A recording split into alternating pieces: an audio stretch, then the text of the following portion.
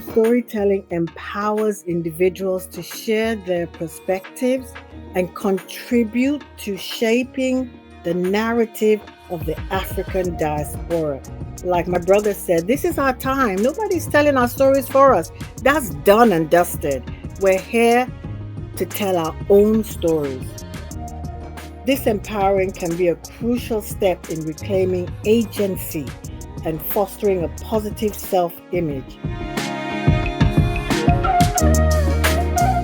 You see, when I came to Italy in the August of 2004, I didn't know anything about the people I will be talking about, see, because now I'm sharing the story of the people that I didn't even know anything about before.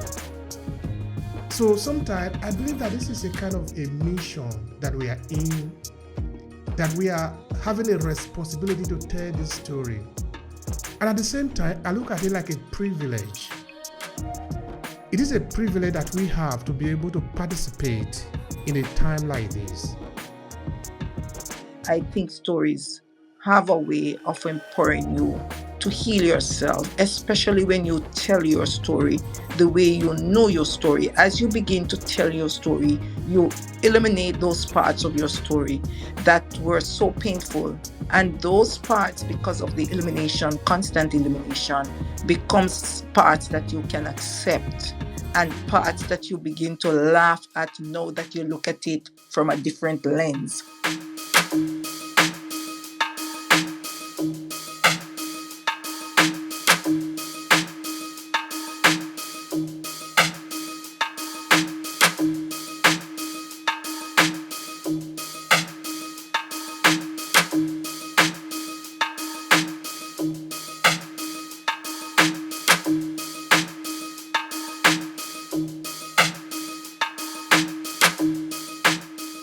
Hello and thank you for checking out this video. I'm Obehi Ewanfoh, the host of the African Diaspora Storytelling Series. Every 2 weeks we meet up on LinkedIn to talk about different ways we can leverage the power of storytelling as people of African descent. Now this is it. We are uniting the millions of Africans in the diaspora through the power of our story. It does sound like what you are interested in. Make sure to subscribe to this channel and share this video with your friends who might need it. Now, back to today's conversation. Today's conversation is an important one because it's talking about healing the diaspora through storytelling. But of course, it's true that we are always using the diaspora here, but we are essentially talking about African. Whether you are Africans in Africa or Africans in the diaspora, all of us are connected. We are one people and we are joined by one destiny. Of course, we remember all this one if we are looking at terms like Pan-Africanism now, that all of us are one people. So there is none of us that is separated, maybe just because you are living in Brazil or you are living in somewhere in the world that you are not part of the family. No, we are one family. We are bound by one destiny. And we should, in fact, be doing this on a continuous basis, that we are pursuing our collective interests.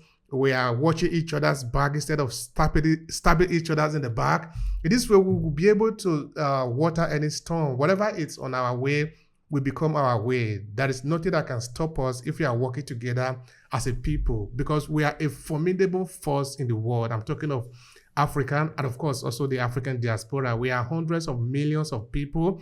So we are not a force that is just going to be dragged to one angle. Only when we refuse to leverage our force, that is when that can happen. So healing the diaspora through storytelling is something that we are really intentional about today. And we want to look at how that can be possible for us.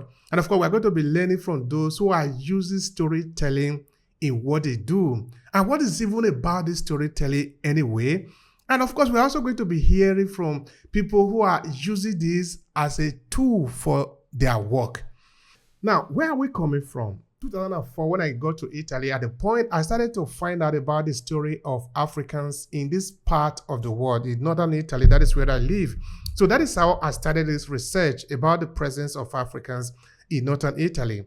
Only that the story that I'll be gathering, talking with people, interviewing them, and talking to different people that I know, each of them moving me to the next person, I gather a word of experience about our people here.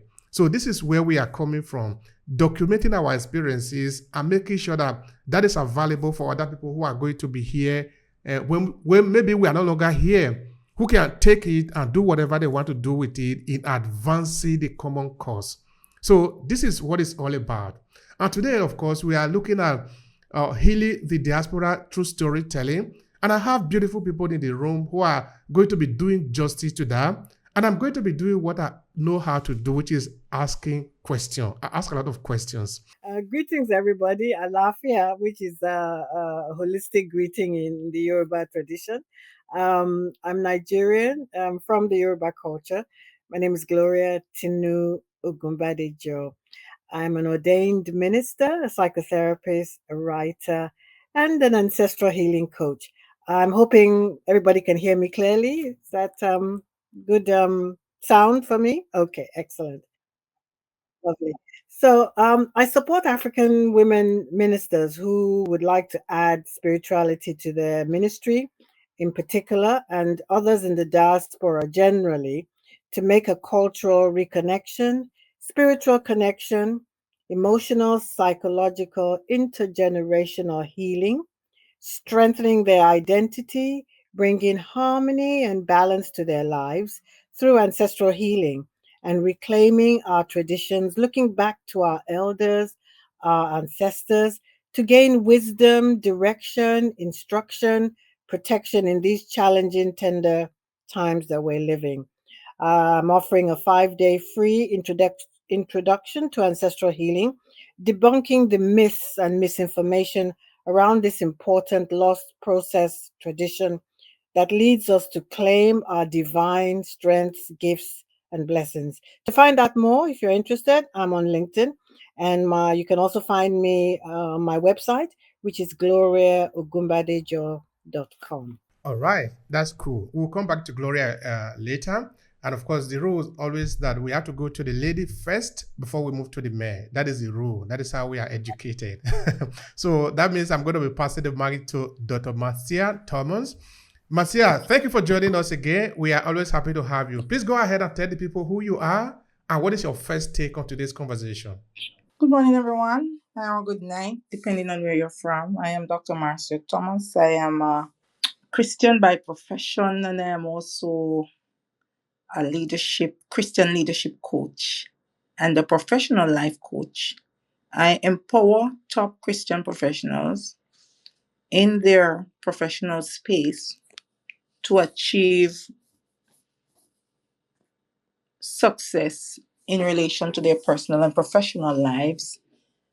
I support them and empower them to remain relevant, exemplary, and resilient while incorporating their faith and their core values into their profession. I help them to embrace their true and authentic self so they can be true to all men and also themselves.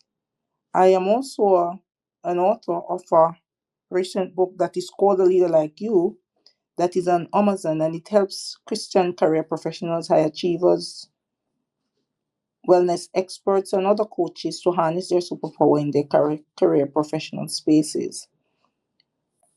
I also write textbooks for children in which I tell children stories, and I help them to see their stories on pages and to interact with their stories through critical thinking and problem solving, so they change their future and realize that they are their greatest assets. They embrace and accept and love themselves. I am particularly honored to be on this program from week to week as we talk about the diaspora, as we make meaningful connections, and as we heal through crafting and telling our unique stories and experiences and our journey.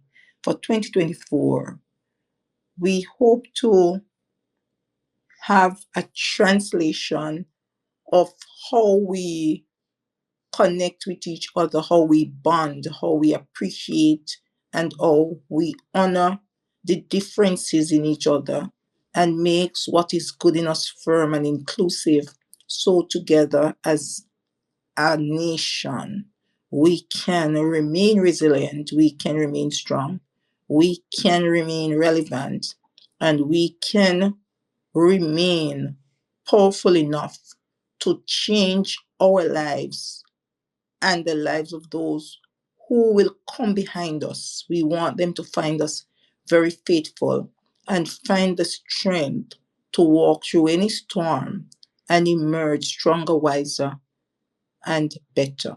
That is the take I want to start with as we look at healing the diaspora through storytelling. Thank you. Thank you so much, Dr. Matsia. That is really powerful. That is interesting. It might sound that, usually because you speak for a longer term, that is a little bit short, but that is powerful. That is really deeply rooted because this is 2024. We need to look for, I pick up two things there. That we need to look for a way to bond among ourselves as people of African descent. We don't need to take that lightly. That is very profound and it's important. And then we also need to look for a way to celebrate ourselves. You see, all these are going to be very important now within the topic that we have picked for the day, which is healing the diaspora through storytelling. There is a lot of story that we need to tell as people of African descent. And of course, all of us now, we know that we are intentional about telling our story, that we need to be the one to tell our story. We don't want other people coming around to tell us who we are, what we are, and what we should do, and how we should do what we should do. No, this is our story. We should be the one to tell it. We should use it to build ourselves, to bond among ourselves, and to heal ourselves. So those are really important words for me. Thank you so much for that. So I will move the mic now to Olatunji. Olatunji, please go ahead and tell the people who you are and what is your first take on today's conversation. Please go ahead. All right, amazing. It's good to be here. It feels like I'm just coming to the year. I've been away for a while. I had an unplanned sabbatical, and it was a lot of getting in touch with myself. So, wherever I tell you that I am now, I am more than that. All right, because I got a lot more with myself. I'm a Olatunji B. Alonge. I help people and businesses to grow through, empowering them through emotional intelligence, methodologies, and helping as much as possible you to be able to have clarity of vision. We just finished Vision Board conference, and it was really amazing. People are already having wonderful 2024 already, and usually would have a follow up called Vision Challenge. That's like a full month, a quarterly full month session that would usually help people to be able to stay on course in case you are sleeping off already with your vision. We have it, and then this year is a leap year. We have decided to have the first vision challenge in the leap month, all right, and it's tagged the giant leap. For me, this has been a wonderful conversation, and then when Dr. Marcia was talking about bonding and coming together, I felt so good about that because the notes are already prepared ahead of this session. Got a spotlight with that, and I really want to appreciate every one of us who have given our time and our intellectual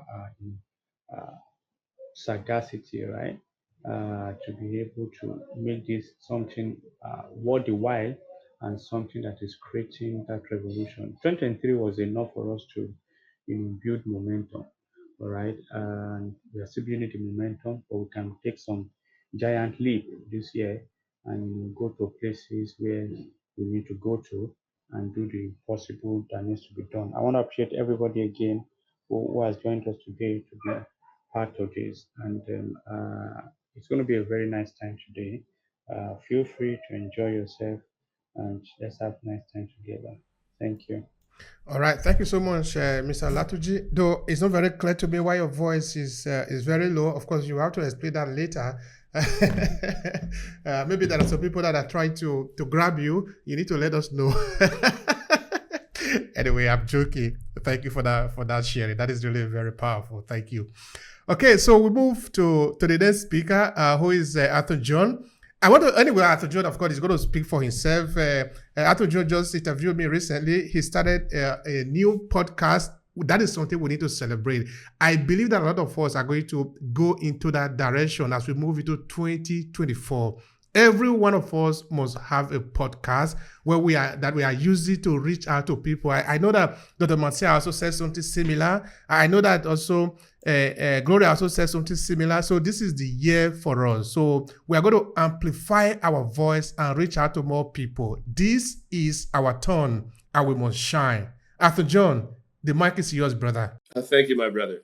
I'm delighted to be here on this panel because I think the message that we all share among ourselves is there's wisdom in knowing ourselves, right? There's intelligence in knowing other people, but there's wisdom in knowing ourselves. And me, being from North America, from the state of New Jersey in the US, for my entire life, I guess, I've been reaching back, thinking Sankofa, going back to get who I am and where I come from.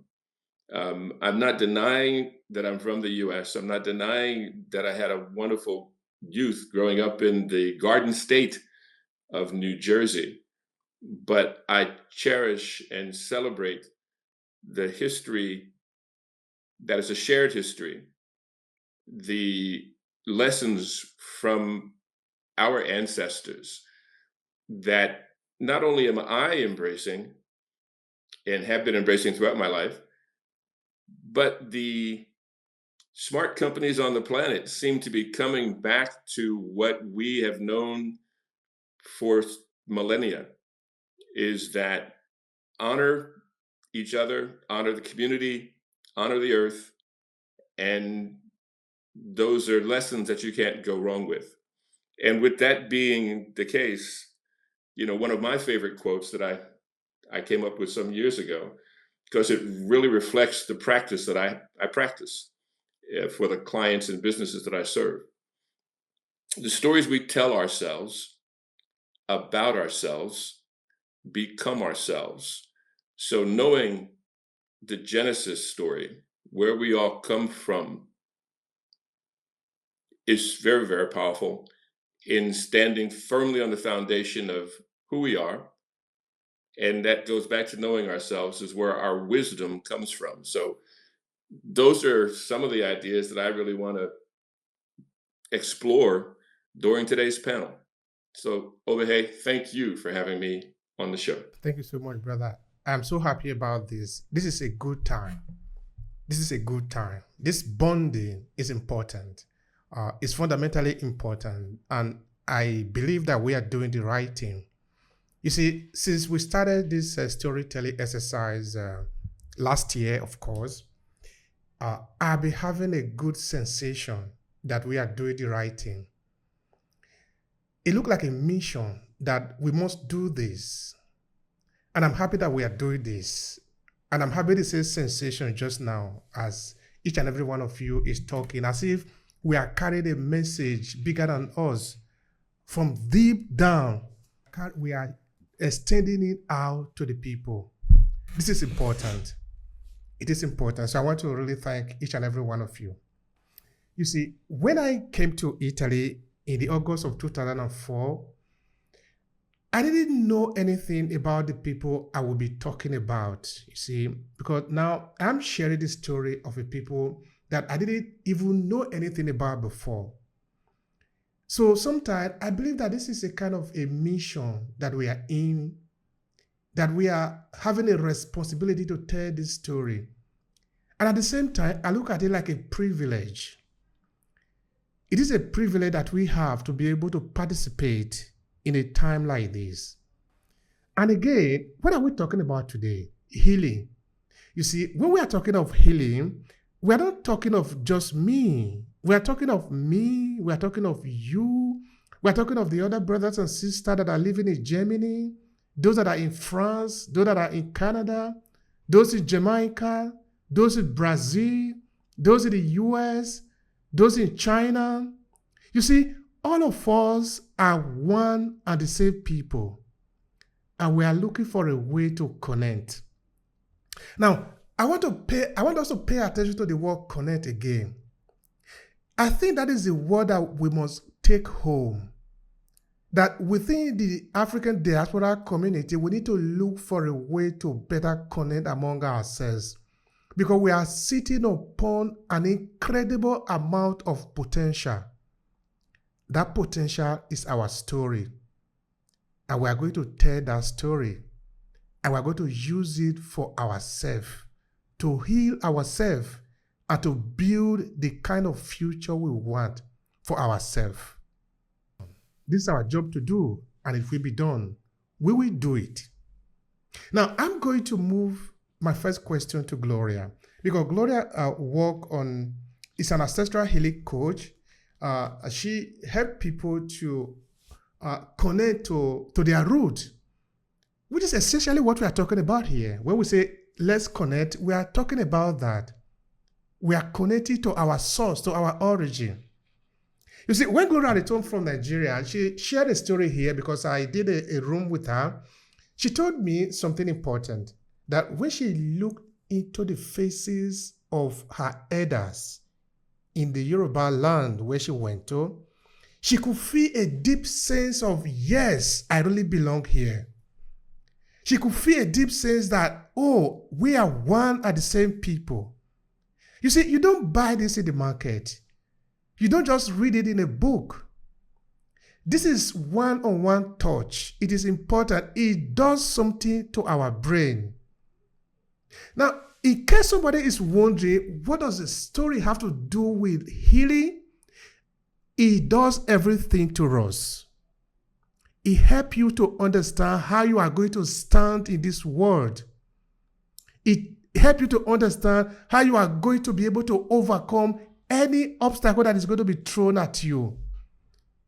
You are going to stand with a different kind of legs because you know who you are. So, to Gloria, the question is this: how do we heal ourselves? Talking about story, talking about learning about who we are. What is your take on that? Thank you, Brother Obehi.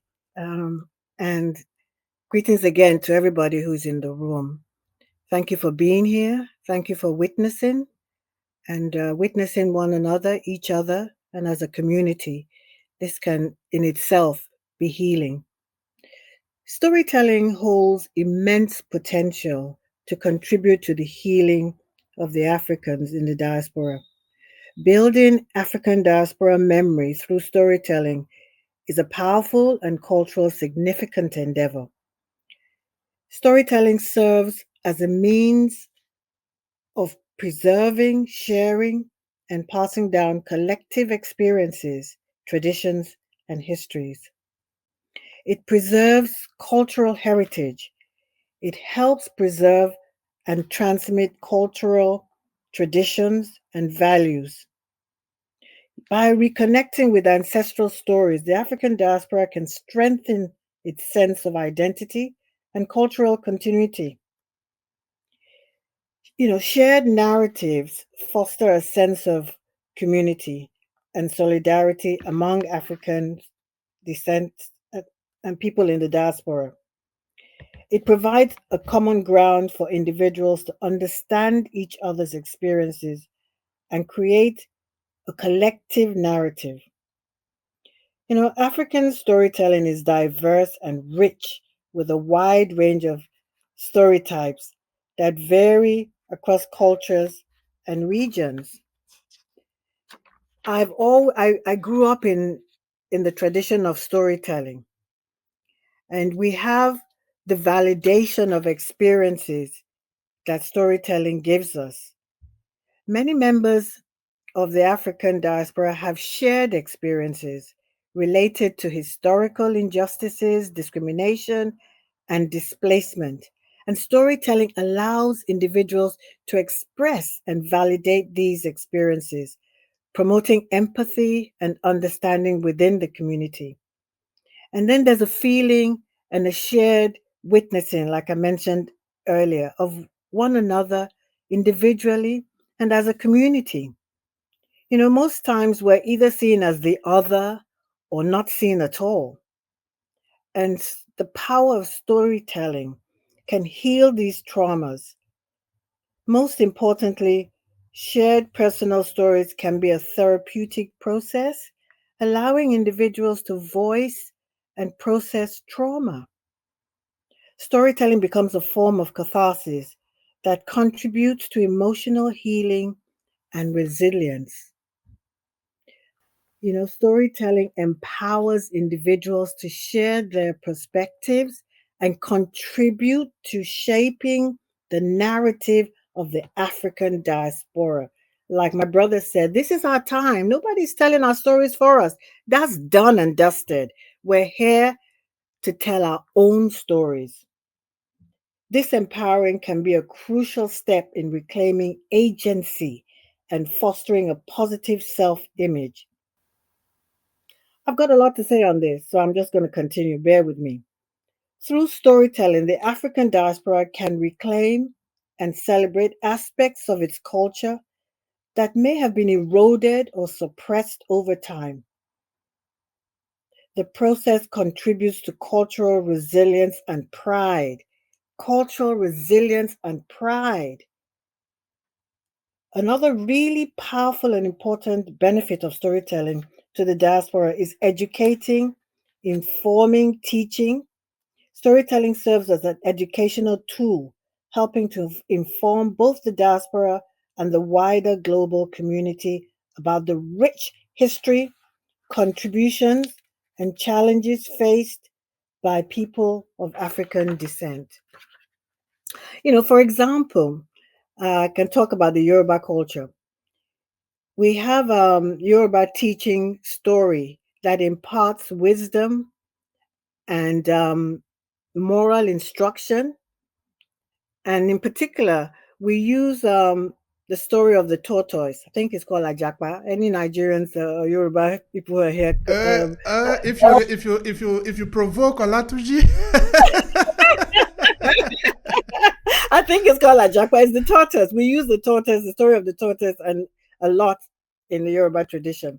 I'd like to just give just a short story of a tortoise and the birds, and shows just the simplicity of storytelling and how powerful it can be.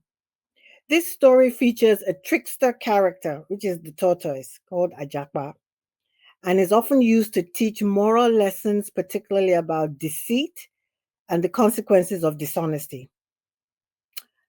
Story, that's how we start the story.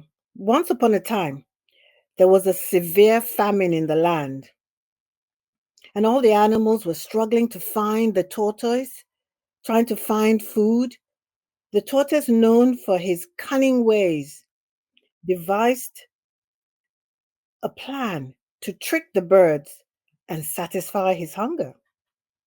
But with the additional greed in its nature, the tortoise went to the birds and said, with all sincerity and concern, "Dear birds, I have discovered a tree with the most delicious fruit you have ever tasted. It is located in a distant land, and I'm willing to lead you there. We can share the delicious fruits together." Excited by the prospect of finding a new source of food, the birds convinced those among them who were slightly skeptical, and the birds all agreed to follow the tortoise. Mr. Ajapa, the tortoise, as they flew across the rivers and valleys, Ajapa cunningly suggested that they close their eyes to avoid being blinded by the brightness of the sun. While the birds closed their eyes, the tortoise took advantage of the situation. He grabbed one bird after another and hid them in the folds of his shell. By the time the birds realized what had happened, they'd been deceived, and it was too late. In the end, the tortoise enjoyed a gluttonous meal at the expense of the trusting birds, and he exploded from the food and died by the excess. The simple lesson here was twofold. about trusting blindly and following others, as well as the consequences of greed. It teaches the importance of critical thinking, discernment in decision making, and the cunning actions of the tortoise also highlight the negative consequences of dishonesty and betrayal. So you see, just a simple story gives so much for young people and elders. While traditional stories often focus on cultural and moral lessons, contemporary African literature includes works that address current social issues and challenges. One such example is the novel, where am I now? The Yellow Sun by one of my favorite female authors, Chiman. I always get her name wrong. Chimanda Ngozi Chimamanda Adichie. Adichie. That's the one. I think it's called Heart, or I can't remember. Something of the Yellow Sun. She have the see, yeah, you're right, you're there. She's a brilliant Nigerian writer. I'm sure some of you already know about her. The novel explores the impact of the Nigerian Civil War in 1967 to 1970 and explores the impact of the conflict on individuals and communities. It delves into the complexity of conflict, touching on political turmoil, humanitarian crises, identity and ethnicity, social justice, and the impact on relationships, colonial legacy. Sounds relevant today. It's a powerful example of contemporary African literature that uses storytelling to engage with social and political issues by weaving together the personal stories of characters with a historical context. Adichie provides readers with a nuanced understanding of the complexities of war, identity, and social transformation in post colonial Africa. Finally, thank you for listening so patiently.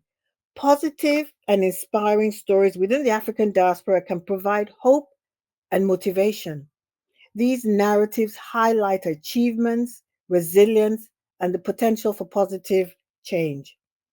Storytelling bridges generational gaps by passing down wisdom, traditions, and experiences. It creates a sense of continuity, allowing younger generations to learn from the experiences of their elders. And through the sharing of stories, individuals can reclaim their narratives, foster understanding, and contribute to a collective journey of healing and growth. Thank you, my brothers and sisters, for listening patiently. I took a lot of time. Bear with me. I had a lot to say. I Perfectly fine. Perfectly fine. Of course, you are going nowhere. Just stay there. Because that is really beautiful. You see, I wish there were many more Nigerians. Okay, of course, there are a lot of Africans here. They can relate. Because when you were sharing the story of the tortoise, it made me think back to where I am coming from in Nigeria. I am coming from the south of Nigeria, which is different from the Yoruba, but coincidentally, the kind of image we have of the tortoise is the way the Gloria have just described it. In fact, it is said in Esan language, let me use Esan language for that, then I will translate. Eyi for Oha. Oha in Esan language means story. Eyi is a name for tortoise in Esan language. So Eyi for Oha meaning tortoise will never, there is no story without tortoise, essentially, that is what it means. And tortoise is exactly the character that we have for it. Is that it's a very cunning animal, but we also sometimes present it as a very intelligent animal and a smart one. Now, I'm going to tell you a small story. I'm not going to be long, just a small one. It's kind of in agreement with what Gloria said. So there was famine in the land. Now, the tortoise and the other animals were invited in a gathering, in an event, in a ceremony. When it was time to share the food, tortoise said to the animal, as cunning as usually he is, he told the animal, listen, everybody need to have a name now. They need to change their name, of course. You are going to be the bird, you are going to be the goat, you are going to be... Of course, he told every of them to choose their name. All of them choose different name. Now, when it was time for Tortoise, they asked Mr. Tortoise, so what is your own name? He said, well, my name is all of you. So when the time came to share food now, the waiter or the person who is serving the food brought the food to the guest, because the tortoise and the other animal are the guests in the place.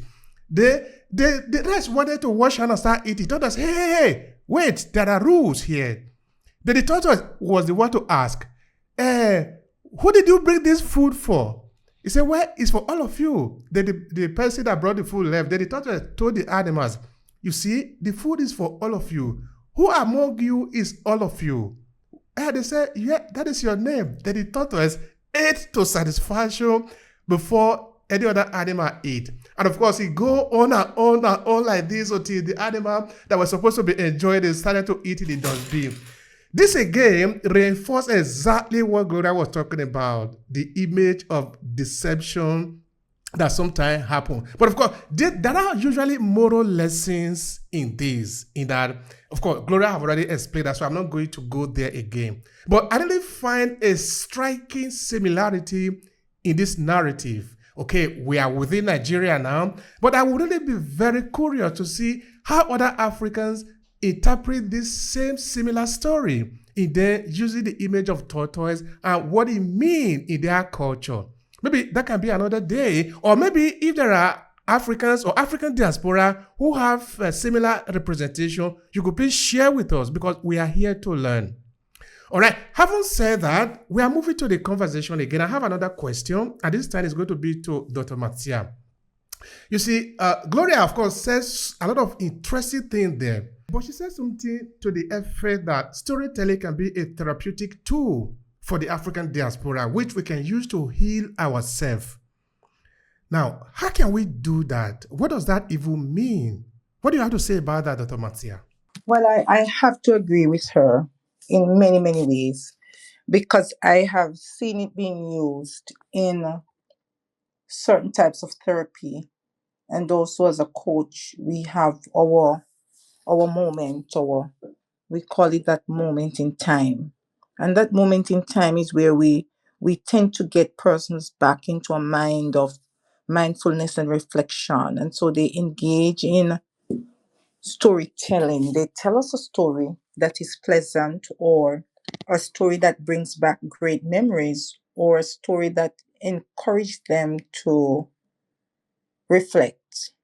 So they gain insights into their own thoughts and feelings, and they reframe those thoughts and feelings to serve themselves. I hope I'm making sense, because that is one of the ways that we as coaches use storytelling to build and to help people to heal and to overcome, or start the process of overcoming certain types of trauma, especially in relationships or betrayals at work, or persons who have lost their jobs even though they have given 210%, and they can't understand why they are the ones who are being laid off, and persons who are less productive are kept on, and it's not has nothing to do with years of service. So we use that as a encouragement tool, or a reframing tool, a transformation tool. And then I believe that storytelling itself is therapeutic for addressing and healing from trauma.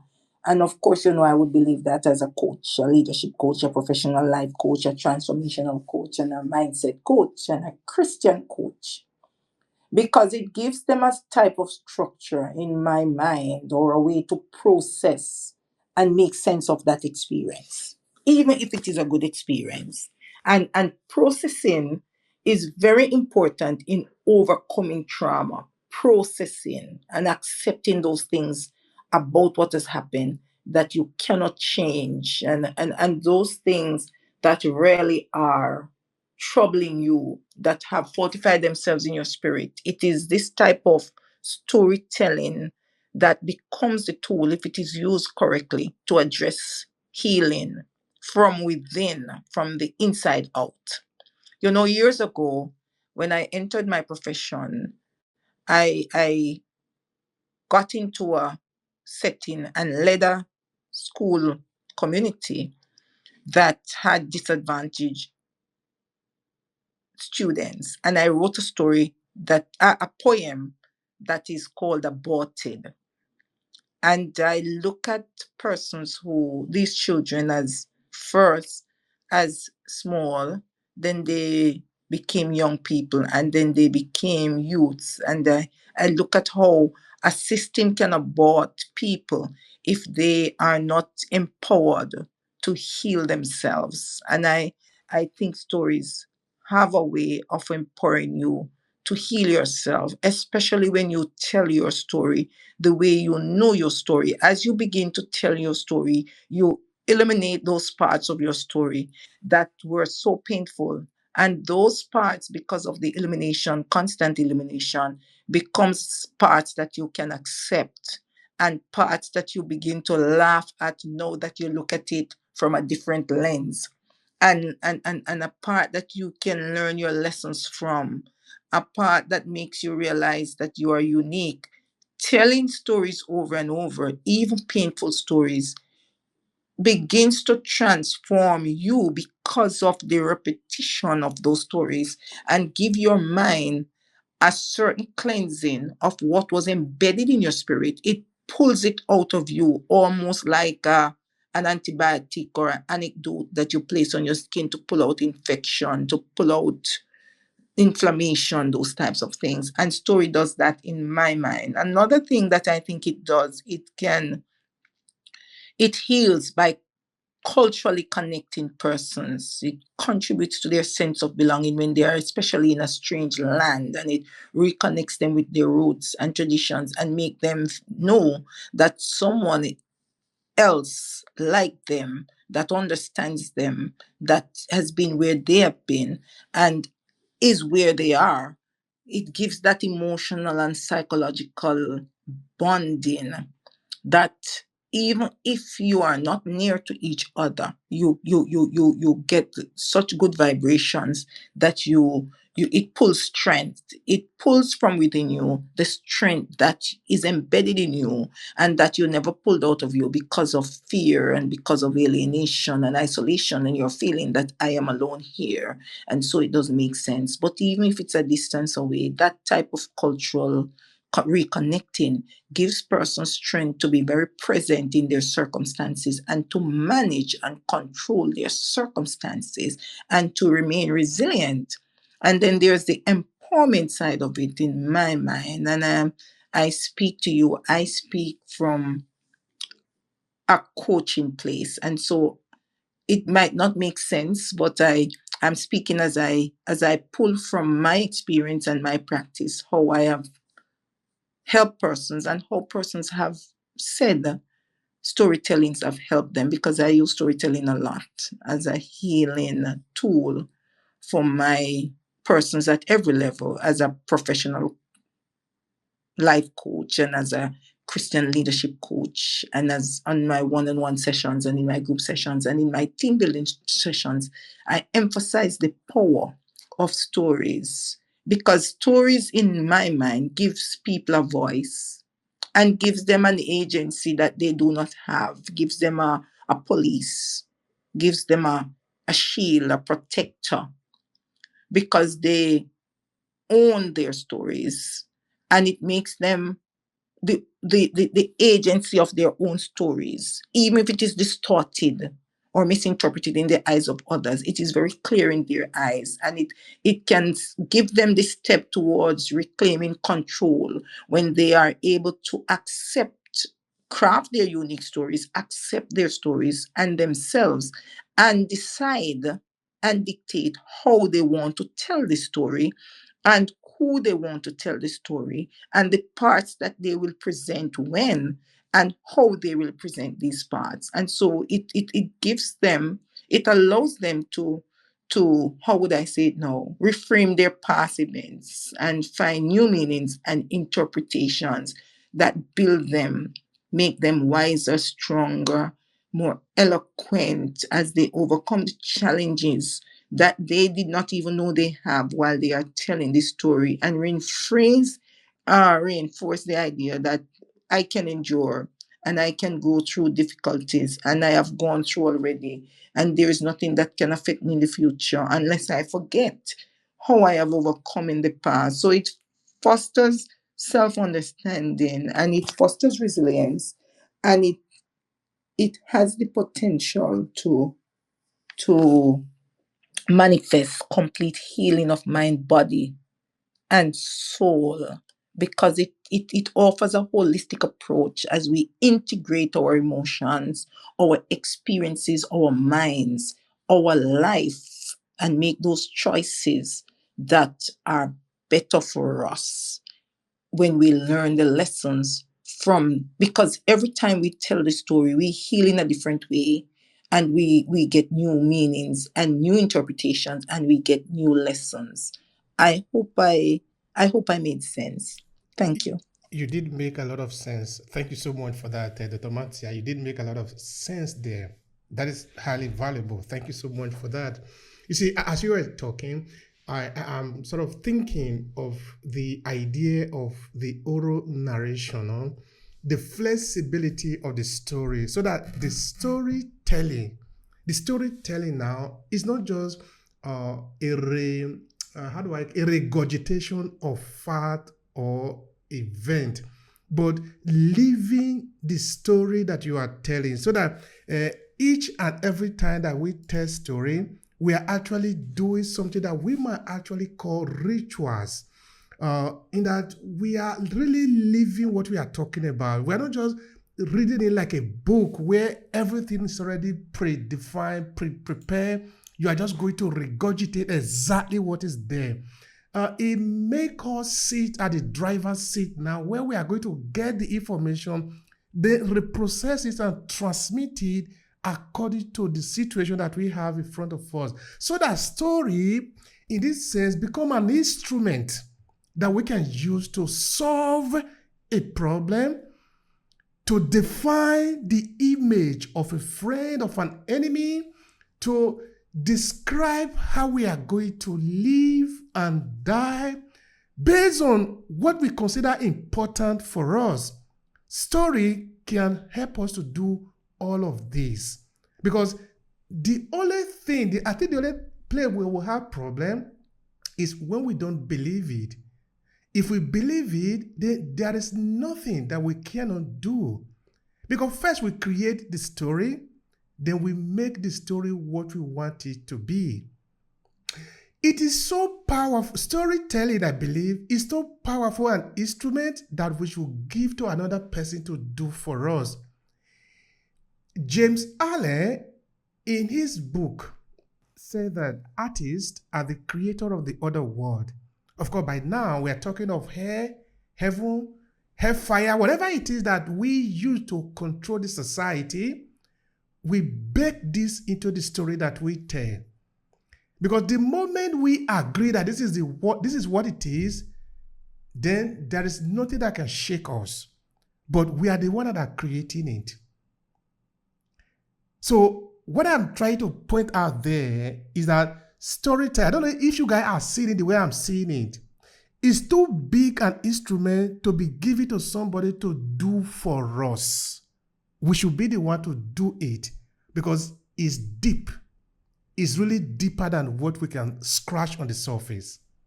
All right, before I ask a question to Olatuji or Arthur John, I want to give the mic to Anjon Benanji.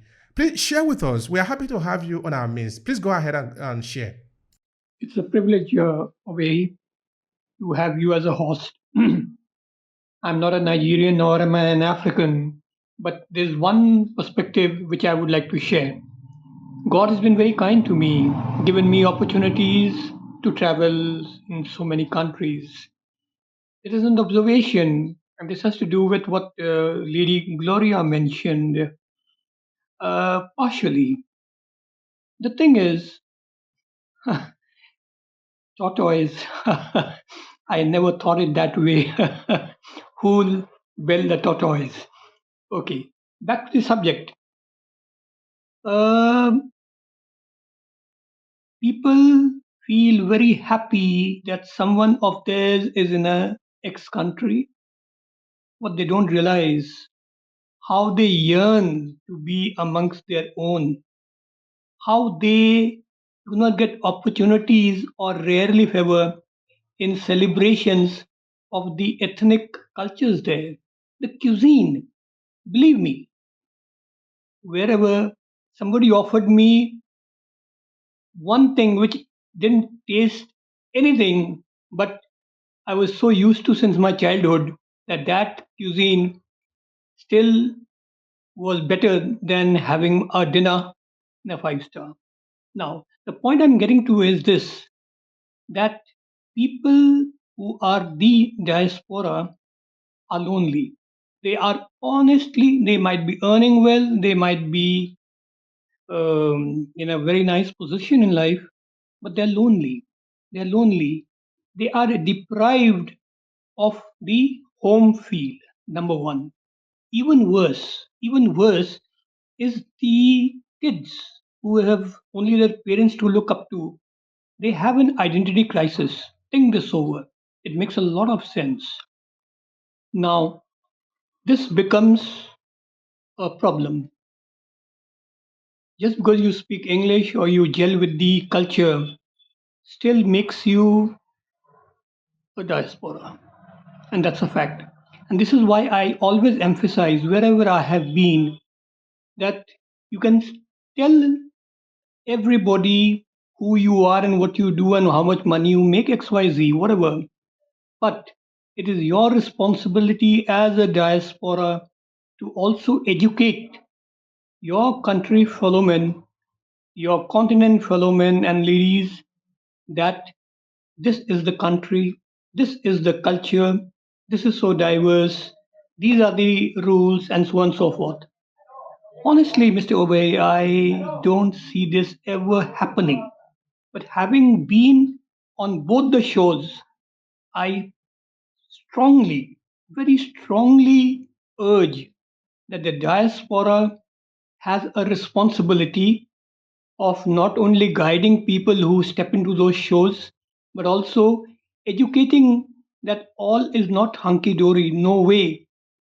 They would rather slog and make dollars than slog back home. This is an enigma I have never been able to understand. I thank you very much, and I always look forward to being in your room. And Dr. Marcia, you were wonderful. And thank you very much, Mr. Wei. All the very best. Thank you. Thank you so much, brother. Thank you so much. I appreciate that. Sometimes the question go beyond skin color. Um, anyway, I don't want to take it further than that. But what I want to say is that we are all one. We are united in what we are strongly for and in what we are against also. In the first book that I wrote, which is actually the beginning of this entire process, The Journey, Africans in Verona, at the point I was dabbling into the question of solitude and dabbling into the question of loneliness. Then at the point I was saying in that book, the Africans in the diaspora must unite together so they can fight the common enemy. And sometimes these enemies are not really visible. Sometimes they are hidden in suits, in beautiful dresses, in the workplace. They are sometimes near your house. The only way you can really conquer them is to unite when you have a common front. Then, of course, now we can talk about different things from our economic injustice, racism, and the rest of it. But the only way we can overcome all of this, of course, the people in Africa might never get the picture. Of course, they can never get the picture because you don't know what it means. You need to live it to really understand what it is.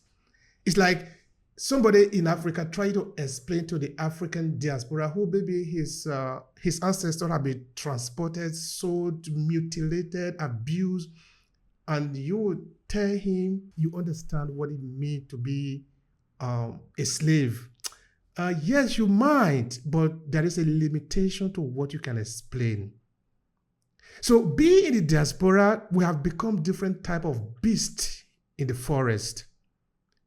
But we can also flip that around, that we have become also opportunity for both where we are and also where we are coming from.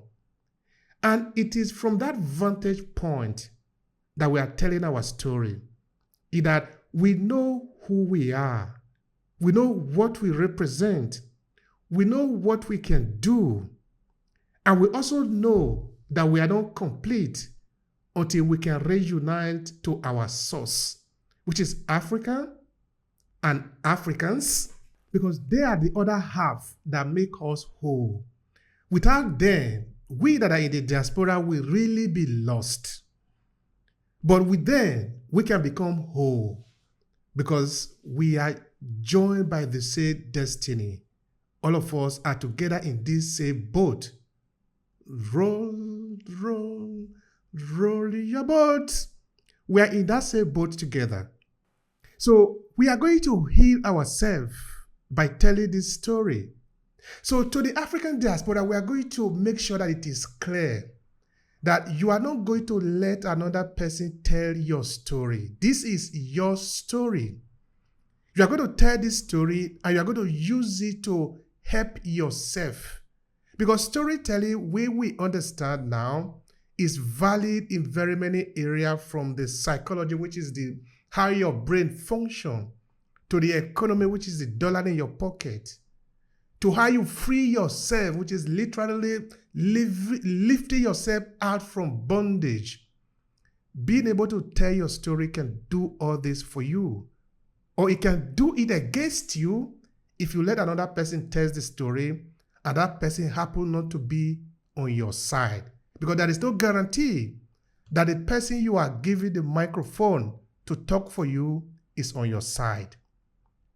That is where I would like to pass the question to Atom John. Atom, you see, I have different way of explaining storytelling because he does this professionally.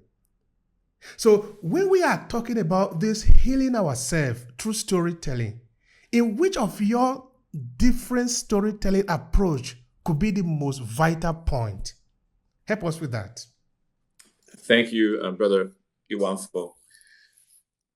My sense of storytelling is a little different.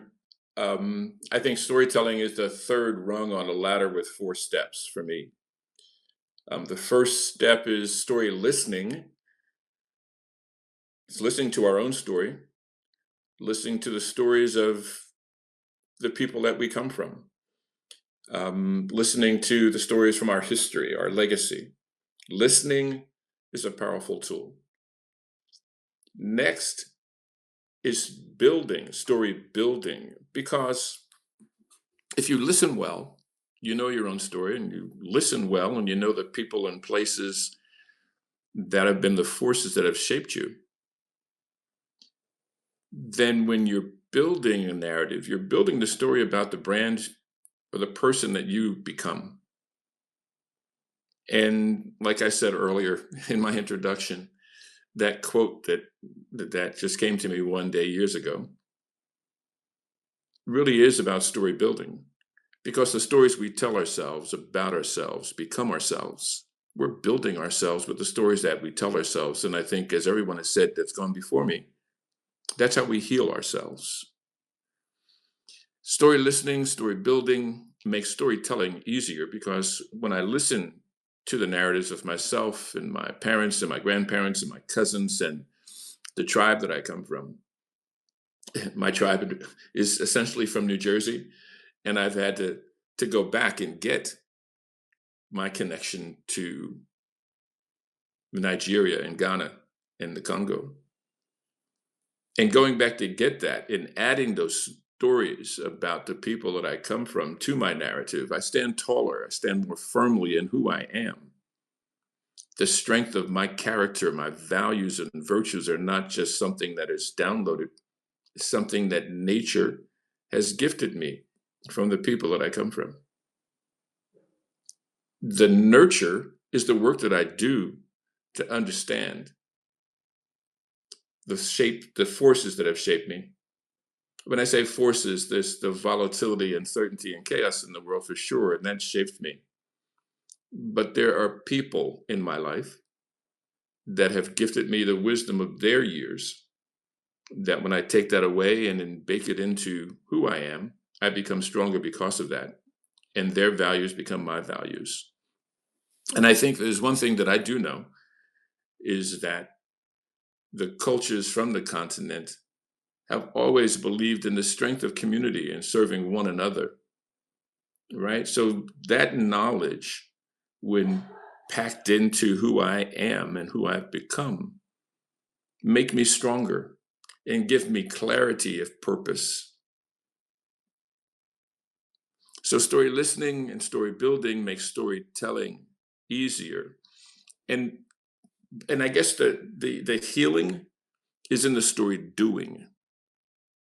Story doing is taking all that's come before, the listening, the building, and the telling of those stories, and then living the stories you've told. If you told stories about the values that you have and the character that you've become, the ethics that you use to make decisions, the integrity you have about living a good life, if those are the stories you tell, then you must do those stories, meaning that you must live those stories. And every time someone sees Arthur, I have to present intentionally as the person that honors those stories. Because as soon as you see me doing something that's not in synchronicity with those stories, you say, wait a second, he told that story, but he behaves this way. Those two things don't go together. And that's where values come from. There's a great quote that this story listening, story building, storytelling, story doing that I've broken story into really kind of goes in sync with what Gandhi wrote years ago, where he says, your beliefs become your thoughts become your words become your actions become your habits become your values, and your values become your destiny. Story listening helps me know myself. That's self-awareness. That's where Brother Olatunji talks about EQ. The strength of knowing ourselves is where our wisdom comes from. Knowing others is simply intelligence, but knowing others is about EQ as well. Because when we know ourselves, then we can regulate ourselves and show up doing all the values that we talk about. But when we've done that work on ourselves, we know how complex we are, how many things make up who we are. And when we look at someone else, maybe our colleagues, our team, even our family, we say, oh my gosh, they're just as complex with as complicated as life as I have. Maybe if I listen first to them and seek to understand them, then when it's time for them to understand me, we'll meet in the middle. So yes, storytelling is all about healing, but I think it's story listening before storytelling that makes us stronger. Brother Obehi, that's kind of my thesis on storytelling, story listening, story building, and story doing as the prescription for healing ourselves as we go forward. Thank you so much for that. And of course, at this point, it's natural that I pass the mic to Mr. Olatunji, because Olatunji have a way of helping us to go deeper into the words itself, helping us to diagnose them, break it down for us to understand. So, Mr. Olatunji, this is it. We are talking about the diaspora, how to heal the diaspora through storytelling. What is your take on that? All right. It's good to be here, and I want to appreciate everybody. It's as if we actually attended the same class, to prepare for this. Everybody has spoken in very good depth and in the right direction as to why we are here. And I want to appreciate every one of us. Thank you so much. And to everybody who have been listening, it's very important to appreciate you, because at some point I discovered that listening is what the wise people do. People that want to be wise are the people who speak. We are trying to be wise. That's why we are speaking. But for those of us who are listening there, you are really the wise people. All right. There's this story. Okay. Before I go to the story, Ijapa. Yeah, Ijapa is Ijapa, right? The Yoruba of tortoise, right? Ijapa. And the adage you gave in Esan language is also in Yoruba language, Mr. Obeyi, and it is Ọ̀rọ̀ gbogbo lórí alábàáhùn. Tortoise is also known as alábàáhùn in Yoruba language. All right. For those of us who are just hearing me, I'm speaking Yoruba language. All right. It's one of the most beautiful languages in the world. So insightful and it's interesting. So um, remember this. If you have heard it before, it's not a lie. It's the truth that we are what we eat. We are the kind of food we eat. And that is giving me a wisdom. And this is the wisdom. We are the stories we know. You see, we are all a copy of story from many stories. This is very important to note. Let me tell you a few things before we go very quickly into that. Understanding how healing the diaspora through storytelling is very important at a time like this. A lot of people, uh, know this by now. And right in this room, I feel like this is the year for us to fly, because in many ways, everybody that has spoken ahead have spoken about flying and flying. And this is the story of the black balloon. I don't know if you have heard the story of the black balloon before. A young man, you know, he saw balloons flying. Young boy saw balloons flying, and I was like, "Wow, this is a good sight. So amazing to see balloons flying." And he was so curious to know if certain balloons can also fly. And what was this curiosity about? The curiosity was about if uh, a black balloon can fly. And he asked the elderly man, "Sir, can the black balloon fly?" And the elderly man said, "Yes, the black balloon can fly as long as you put air inside of it. As long as you put air inside of it. The color of the balloon is not what determines the ability of the balloon to fly. It is what is inside of it. We are the stories we know. The stories we know shapes our life. Just that sequence that Arthur John shared with us about the words of that wise man, coming from your belief to becoming your destiny, all through the process. It's like the smallest unit of life called the cell. It comes together to form us. Every bit of it, all right? Every bit of it. Do you know why stories are very powerful? In my study of neurology, as one of those very important parts of emotional intelligence, how the brain works, I come to realize that why you will respond, easily to story is because of this part of the brain, all right, in the cerebrum called the limbic system. This guy, coordinates our emotions. It coordinates our memories and also arousals, right? And one thing about it is it's the guy that is in charge of the involuntary actions. Involuntary actions. Now, let me quickly tell you why this guy is very important and why story, telling has been so effective to helping it have a headway in helping us to control a lot of very important things in our life.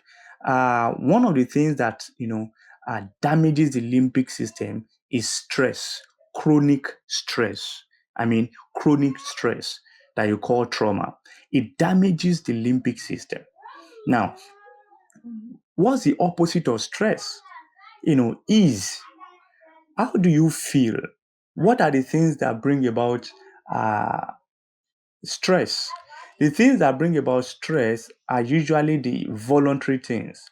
When you are learning how, to skip and you are actively, all right, let me bring a very relatable story. You are learning how to ride a bicycle. You need to, have a level of mastery to be able to take your leg off the ground, else you are going to fall. But it gets to a time that you don't even think about it. As a driver of your car, you don't even think about the pedals. You don't even know that you are driving. You just know that you are driving. at that point, it becomes involuntary. But it started with the voluntary. Usually, our brain will run away from whatever it is that wants to make it look foolish.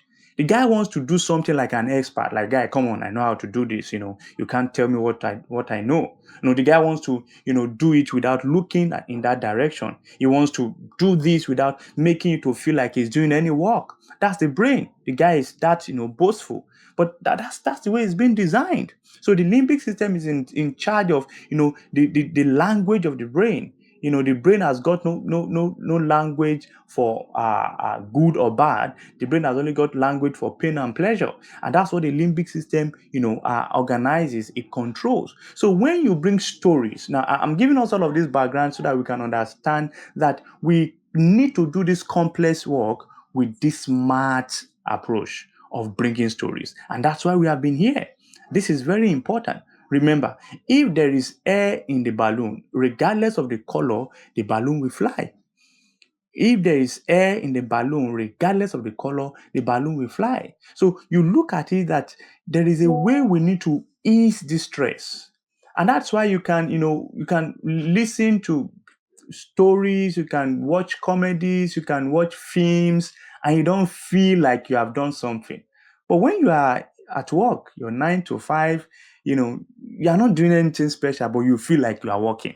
All right. But you see, when you are on vacation, you just enjoy yourself. When you want to do those things, you just enjoy yourself. The same feeling stories bring to us.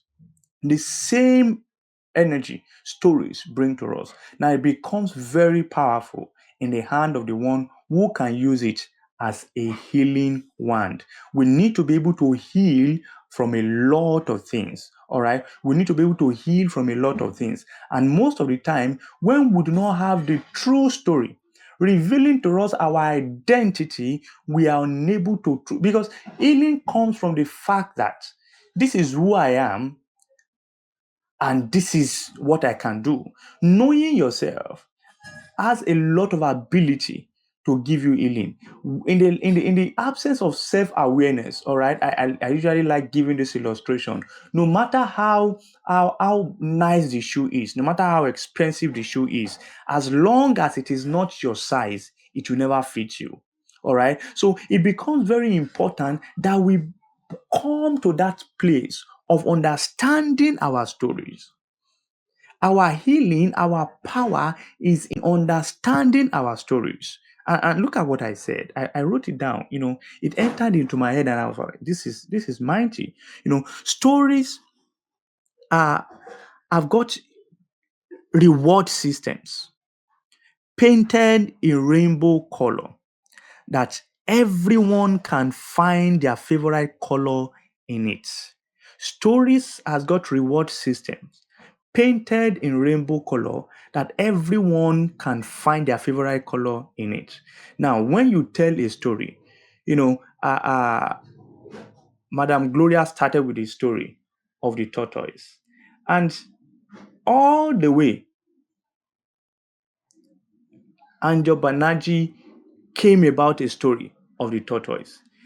Every story is a rainbow that given to anyone, he or she is able to find his or her own favorite color in that rainbow. This is how powerful stories are. Everybody, and remember, I mentioned the reward system. Where did I bring the reward system? The reward system is from, the limbic system. All right. The limbic system drives us towards the things that give us reward. All right. It runs away, from pain and gravitates towards pleasure. All right. So when you hear a story, every story has got a reward system embedded in it. And that is the natural language of the system that controls our emotions and memories. Now, if you are going to make sense after now from the things you are hearing now, we need to ask your memory. And how this thing is going to remain in your memory is determined by the kind of story that impressed it in your memory. We are going to say a lot of things, and we all of these things, not because we read them yesterday. In fact, if you are just reading them yesterday, it's going to be obvious. But if it has been with you by the power of the story that brought it, come on, there is power, there is energy. The right frequency comes with it, and you are able to create the right impact where it is being received. Remember, as I begin to round up, this is very important. Every balloon will fly as long as there is air in it. If I have not used mnemonics or acronyms, you should suspect that I have not spoken. Now, look at the air. I will quickly open to you what the air is. This is the air that we must have. This is the air that is needed. Remember, the air that will fly the balloon is not outside the balloon, it's the one inside the balloon. When the balloon is yet to be, inflated, all right, is yet to be pumped up, when you put it on the ground, it's not going to fly. It can be moved by a heavy wind, but it's not flying. But the air that will make this guy fly must come inside of it. And what is this air? The air is for authenticity. It has to be authentic. See, our story brings about the discovery of our identity. Our story brings about who we are. When we do not have a true connection with our story, we are never going to know who we are, and whoever they call us, we fit, even though it does not serve us properly. This is very important. The air that must enter the balloon. Now, regardless of the color, any balloon will fly. The first component of the air that must enter the balloon is the air of the word air itself, is authenticity. Authenticity. Anywhere you go with your story, please be authentic. You are putting in balloons air. And that's what is happening here. Every time we come together like this, it's like let the balloons fly together, fostering unity. And when the word bonding was mentioned by Dr. Marcia, it resonated so much with me that we have come to that point that we need to make the sky beautiful by allowing so many balloons to fly. And how are we going to do it? We need to authentically put in air in these balloons. It's not sufficient that we come here, all right, and we just have this time together. And remember, we have been working strategically, intentionally or not intentionally, all right? Because I believe the level of intelligence of everybody that have come on this show, all right, we are very strategic. We have been working on the limbic system. We have been working on, your emotions. We have been working on your memory. All right. We are causing an arouser in you to be able to take certain actions that would make you to say, hey, come on, I know who I am. You can tell me who I am not. And you realize that one way or the other, everywhere you have gone after, one contact or, interaction with this platform, you have been able to, draw a little bit back and say, hey, come on, is this who I am? Is this me? So that authenticity is very important. And we need to put it in the balloon because they must fly. Thank you so much. They must fly. Please permit me to, quickly give us the remaining letters. All right. Now, the second letter there is I, and that is indelible. Don't be afraid to put your fingerprint on it, because when you do, no one else can overwrite it. We have all had, over 17 billion people have walked the surface of the earth, and there has not been any coincidence of fingerprints, of even the tongue print, or even the retina difference. We are so unique in ourselves that nobody can come exactly as us again in eternity, to and fro. So you need to be indelible. I mean, absolutely indelible. Now, these are the things that are important for us to be able to fly, because we need to fly. Do you know why we need to fly? This is the celebrity strategy. This is the viral strategy. When you are on the floor, there is a building right in front of you that will not let the next person, on the next street to see you. But when you fly like an airplane, many people can see you from kilometers away because you are now elevated above the obstacle. And that is very important. That is what we are doing here. That is what we need to strategically, through bonding, begin to do. Because we cannot have enough time. We do not have enough time to walk every street, but we can fly high enough that everyone from every street can connect.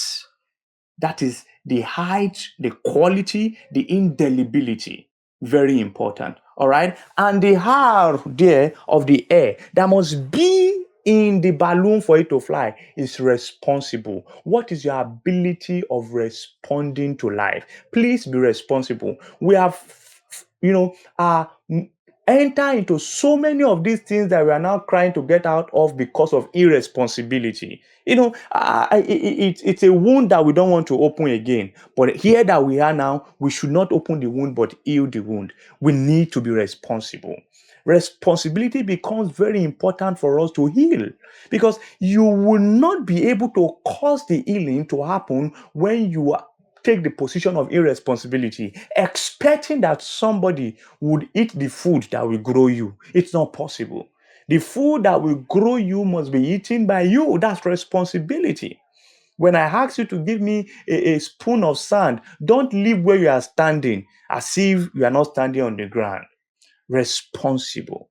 Now, the authenticity, the indelibility, the responsibility, these three things are very important as the air that will fly or make the balloon to fly. It's not the color. It is the content inside of it. Can we allow this air to come in? And remember, one balloon in the air is not beautiful. Let's get a lot of balloon in the air. Mr. Obehi said something. He said, whatever is on our way will become the way when we walk together. Thank you. Thank you so much, brother. You see, when you are talking, Olatuji, you remind me when things fall apart, Chinua Achebe said that you need to eat the word. Of course, talking of the verses, that it look like when you are eating a roasted yam with palm oil. Now, in my language, there is even a deeper part of palm oil, the one that remains under it. In my language, it's called enere. That is even more deeper, and it is more treasure because it have the highest ingredients. That is how I see you talk. There is power in what you are saying, not just even in the verb, but the way you organize it is so beautiful and is so deep. And I think that is actually the essence of what we are trying to do here. We have a mission that sometime in the future, we will build an ultra-modern research center in Africa, in Nigeria, that is going to be entirely dedicated to the science and psychology and neuro understanding of the idea of storytelling. Because we believe it is so powerful that we must understand it from 360 degrees. We are going to bring in our elders. We are going to let them talk. Just talk. Then we harvest the resources and put it down. We want to leave this as a legacy for those who will be here 500 years from now. We don't want to tell them what is going to be their future. But we tell them this has been our experiences. Take it. Do what you want to do with it in shaping your future. You see, we are talking of healing here, but we're actually talking about memory. If you know your memory, if you have a memory, if you can recall, you see, there is something really important. Many things that you said on that that somebody must pay attention to. That there have been several billions of people in this world, but there have never been a coincidence. In that we are not confused. The way nature processes us, produce us, we are the finest of the examples of nature. So that you don't take two people, or maybe, for example, in the room there are 100 people, you take their fingerprint and you say, okay, this one just mixed up. This one it looks exactly like the other one. No. each of us is a unicorn. Each of us is unique. Each of us is different. But our differences is not a defect. It's a beauty reflecting the balloon that Olatunji is talking about. That one is not going to be beautiful. One tree is not going to make a forest. If you are one tree, you are not going to be able to withstand the wind, because when the wind comes, they will just uproot you. But if there are another tree near you, in your back, in your front, in your left, in your right, then you can withstand the wind when they come. Then you can suddenly make the elephant come to hide now. You see, the elephant is a big animal, but they can come to hide because there are a lot of trees there. You can shade them when the sun is shining. It is only in unity that we as a people, the hundreds of millions of people in the African diaspora, it's only when we unite that we will be able to get to our destination. We must never forget people like Marcus Garvey, who led the African diaspora and understand that together we can do this. In Africa, there is no lack of resources. The idea that people are dying of hunger is a hoax. It's not true. We have a lot of resources. That is why the airline is always full of Europeans going to Africa. They are going there to take. They are not going there to live. They are not going there to leave behind. They are going there to take. China, you know that. China is in Africa not because they want to come and help the African people. If they are building road, that is to help them get what they want. What is only lacking in Africa and among the African people is what we are trying to build now, which is the unity. Let's trust ourselves. Let's believe that language is not the problem. You speak Ibibio, I speak Yoruba, you speak Hausa, you speak Bantu. That is not the problem. It has never been the problem for African people. We have been building empire. We have been building cities. The empire of Mali in the 12th century was bigger than the whole of Western Europe put together. That is not even too far away. That is only in the 12th century. There is nothing in our DNA as Africans that suggests that we are inferior. It is not true. It just means we haven't been able to reorganize ourselves. You see, I'm not using the word organize because we've been organizing before.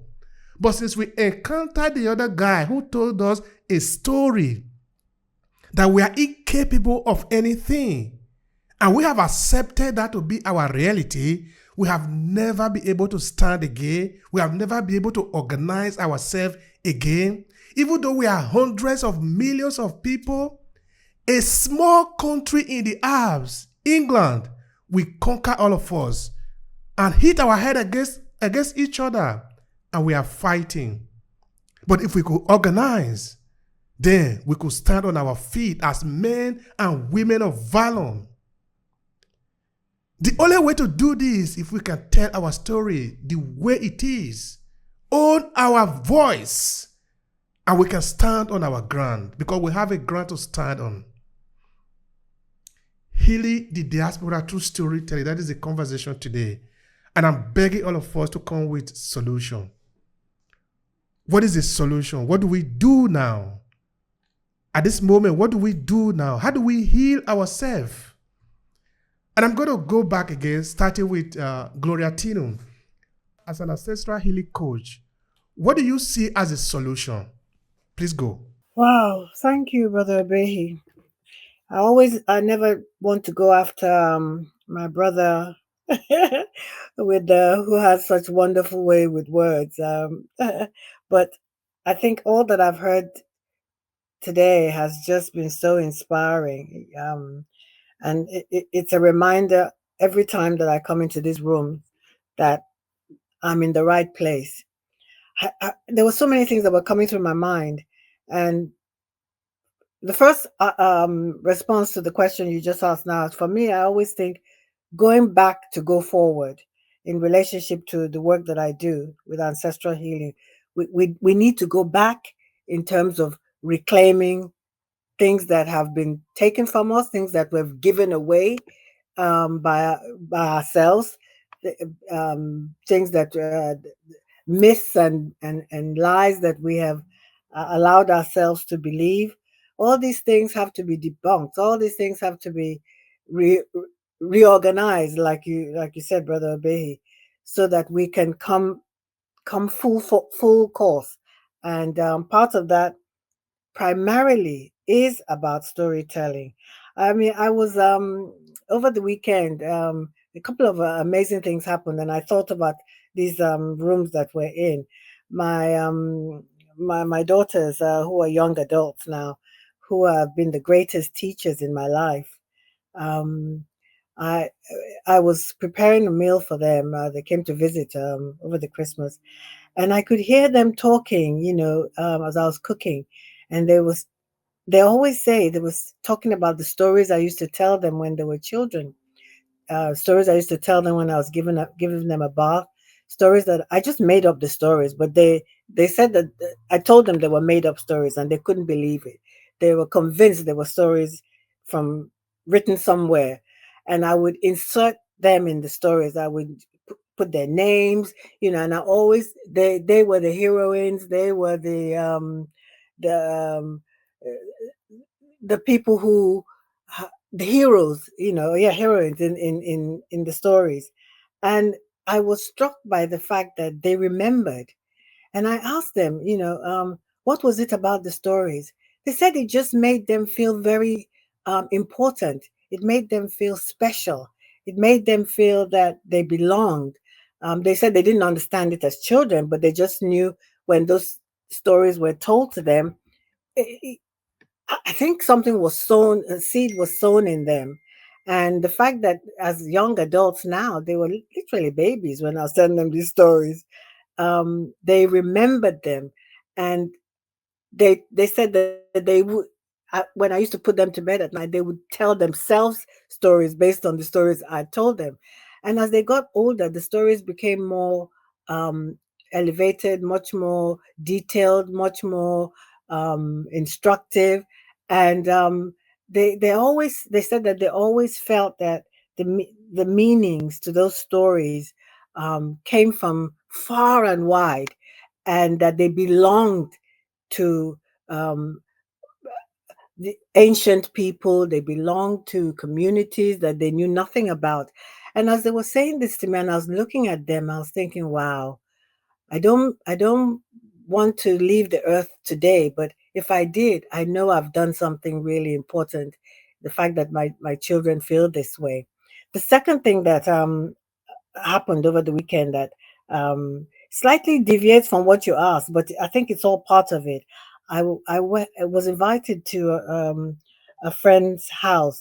She's Jamaican, and she was visiting her grandmother, and her grandmother was telling her all kinds of stories about different things. They were talking in patois, I believe, and she kept asking her granddaughter um, to apologize to me if I didn't understand. And what I was struck by was that I understood every word. I've never been anywhere where they taught me patois, but there was something about what was being said that I understood. So that's the thing about language, and how, based on what you were saying, Obey, about it's not the language. When you listen with your heart, you hear in a different way, and again, coming back to authenticity, when you feel the authenticness of someone speaking, you hear what they're trying to tell you. And so storytelling emerges as a powerful and multifunctional tool that contributes to healing, empowerment, and the cultivation of a positive collective identity within the African diaspora. It serves as a dynamic means of expression, connection, and transformation. And through storytelling, the African diaspora can create global connections, fostering this intense sense of solidarity with other marginalized communities and social justice movements worldwide, where I think we're in a very special time. where we are right now, and our narratives are changing, and we are changing them. Narratives of overcoming challenges, resilience, perseverance, inspire hope and strength within the diaspora. We're so much in need of hope, and storytelling brings the hope.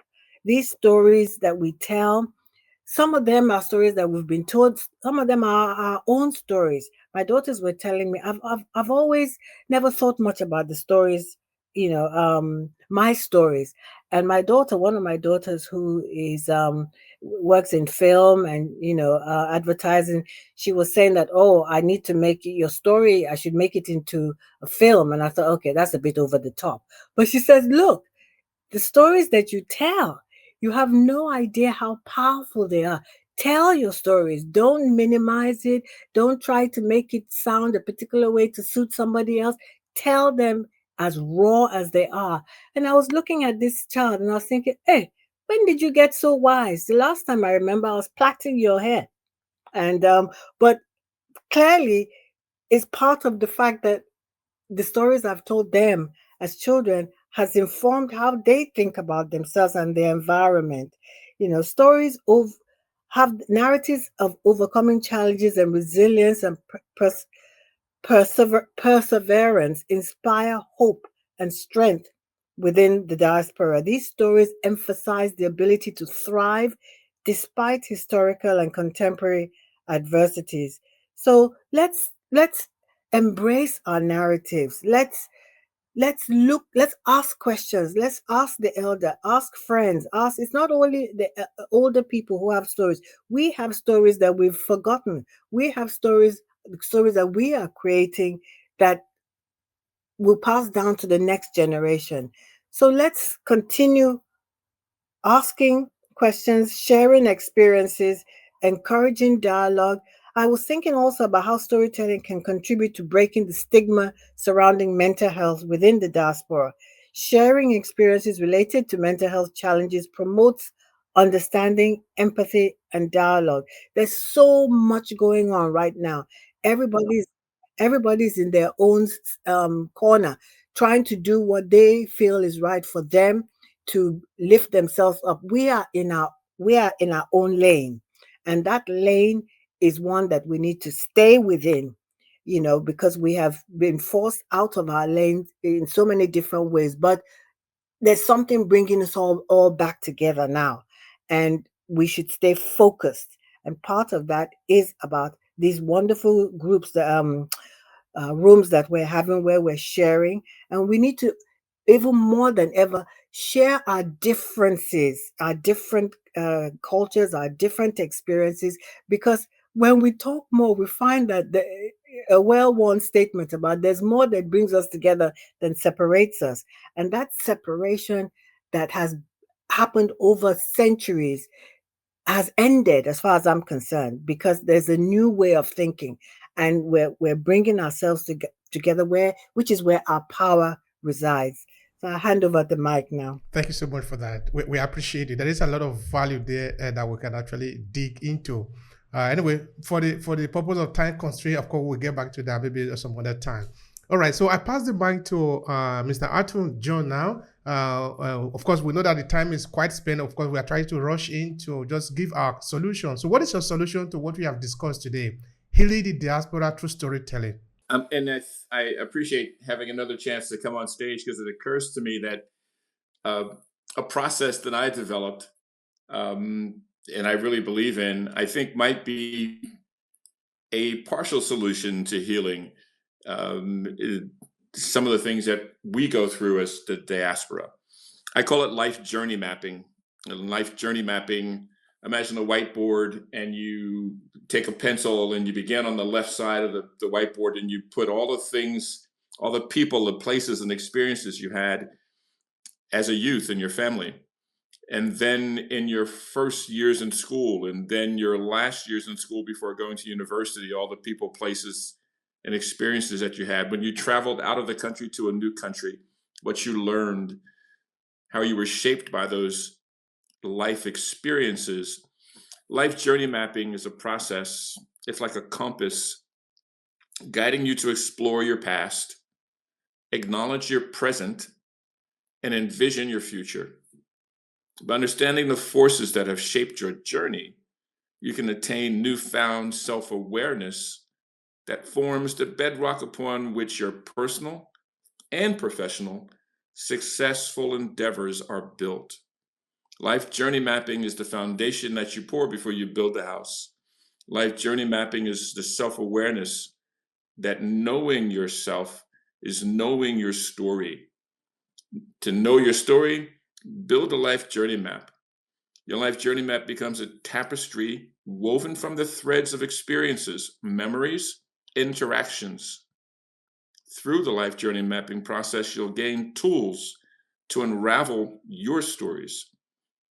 Every antidote, every triumph, every challenge, every contribution is unique and compelling addition to the story that reflects who you are, your identity. Knowing your values is key. The life journey mapping process unveils the roots of your values, shedding light on the origin of your beliefs and principles, the recollection of a grandfather, a grandmother, nurturing a garden, practicing rituals, and the significance of a family gathering can offer insights into one's commitment to organic eating or just family connection. Values are important. Recognizing the sources of your values empowers you to embrace them consciously and align your choices with your deeply ingrained principles. Your values are that North Star that guides you. Our values come from our family, our friends, our experiences, the places we've traveled, the history that we come from. When you look up and see that North Star, think of your values, your principles, your beliefs, and let them guide you. That guidance is so much more powerful when you engage with building your own life story and mapping it so you can see it. The visual power in that story, looking back at you, says, this is who I am. These are the people I come from. These are the lessons I've learned. These are the experiences I've had that make me stand tall and powerful in my integrity today. So life journey mapping is an easy process. I think we all should do it. Those are my words for how we can heal ourselves. And when we heal ourselves as a community, we become stronger. Thank you so much, brother. I appreciate you. I appreciate all of you that are here sharing this incredible value that we have here, which of course people can always listen to after the recording.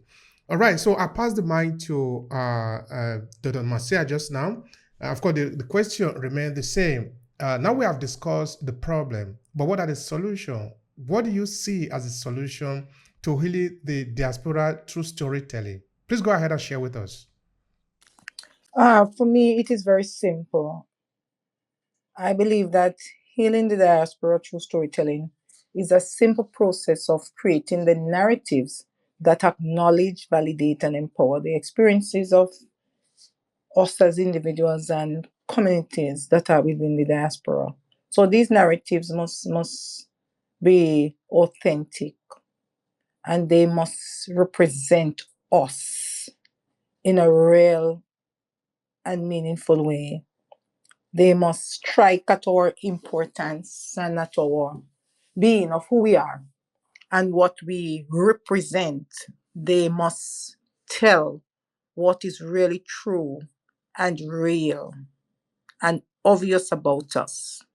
They must not be unfiltered in any way because when we filter them, we hide those parts and we give the impression that we are ashamed of those parts. What we must do is manage those parts that are very sensitive and very volatile and very painful so that it is turned inward and makes us heal ourselves and then strong enough to lovingly and confidently confront and unapologetically present ourselves in every space and in every room because we have affirmed who we are.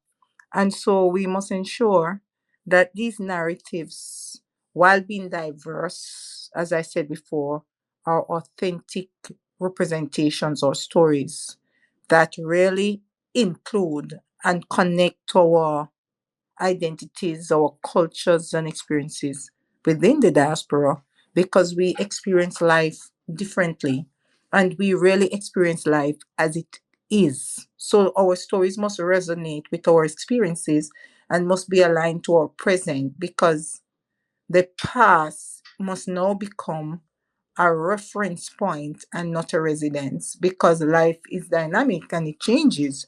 As we share our personal narratives, it must not be a narrative that accuse or blame others. Of course, we have experienced things, people have hurt us, people have somehow maybe feel that they could destroy us, and we are still standing, we are left standing, we are left telling the story, we are left resilient, we are left helpless but not defeated, because we become defeated when we are not able to embrace and share our personal stories for a deeper understanding of our shared struggles, triumphs, and challenges. And we must highlight the resilience that is among us, the how we are persevered. There is a song in Jamaica that Bob Marley sings, and it says, "Them I got tired to see we face because they can't get us out of the race." And that is what is happening in diaspora. If we live to tell our stories, it's because we have persevered and we are resilient, and our strength is unrivaled and very hard to reckon with. Our story must mean that our cultural traditions and languages and histories are framed and immortalized from generation to generation. And we must create safe spaces with our narratives that allow individuals that come behind us to feel the conquering vibrations that we have left behind voluntarily or involuntarily by the choices that we made and the actions that we took, because they must be able to express their experiences without judgment and use what you have created, that narrative, as a platform of overcoming and conquering what lies ahead in the future. And we must also support the creation of, what do we call it now? Diaspora focused media. So when persons put out their podcasts and persons are putting out their films and they are putting out their audios similar to this one and so on, we must support, because together we are strong, but divided we break down. We are not able to remain. And we must celebrate and be happy for each other. We must get into the practice also of esteeming others higher than ourselves. So what we are lacking, we must promote, and we must make sure it is firm in others, because we have different talents and we have different pathways and we have different stories, although we are one. But those stories, as and I'm ending where I started, must culminate. We must find meaningful ways to connect, to share, to embrace, to honor, and to promote each other through our events and our projects and our art. And we must build that sense of community that becomes unbeatable by its very presence, even if we are absent. And I want to end right there. Thank you for allowing me to share. Thank you so much. I appreciate that. Always, always, always. Thank you. All right, Latuji, so what is your final thought to conclude the conversation? Right, all right, amazing, amazing. Let me finish my balloon story. Right, for the balloons to fly higher, just mind my words, right? For them to fly higher, you need flower, all right? It sounds alike, and that's intentional. Be a flower in your hand. Go with flowers, all right? I'm just trying to put together what everybody have said in such a memorable way, because I know I'm dealing with memories, all right? Memories that must be carried from here and given and invested into balloons that must fly. So for the balloons to fly higher, you must go with flowers in your hand. And what do I mean by flower? The F of the flower is friendship, the L is laughter, the O is originality, the W is wittiness, the E is empathy, and the R is respect. Don't forget this flower. The F is friendship, the L is laughter, character, the O is originality, the W is wittiness, the E is empathy, and the R is respect. To be attractive, don't allow anything distract you from going with these flowers. Thank you. Thank you, my brother. Thank you so much. I appreciate that. That is really, really lovely. And thanks to all of you that have contributed, and even those that have listened to us. We appreciate each and every one of you for the conversation of today. Healing the diaspora through storytelling. And of course, yeah, we have said it a number of times that storytelling is a powerful instrument at our disposal. All we just need to do is to learn how to leverage it, learn how to use it for our own good. It has gone the time that somebody should do this for us. It is our time to tell our stories and to use this as a way to build up ourselves. So we have the privilege of having this important expert who have helped us to understand storytelling and how to leverage it. So I encourage all of us, wherever we might be, to continuously use story to build the community. Yes, story can also be used to destroy, but let's choose to use this to build. That is what we stand for. That we can use it to build our diaspora, our African diaspora community as one people with a common destiny. It is only through storytelling that we can do this. Statistics cannot do this. Data cannot do this. But with storytelling, we can go across the border. We can go across languages. We can go across religion. Because first of all, we are a people before we start having those different data.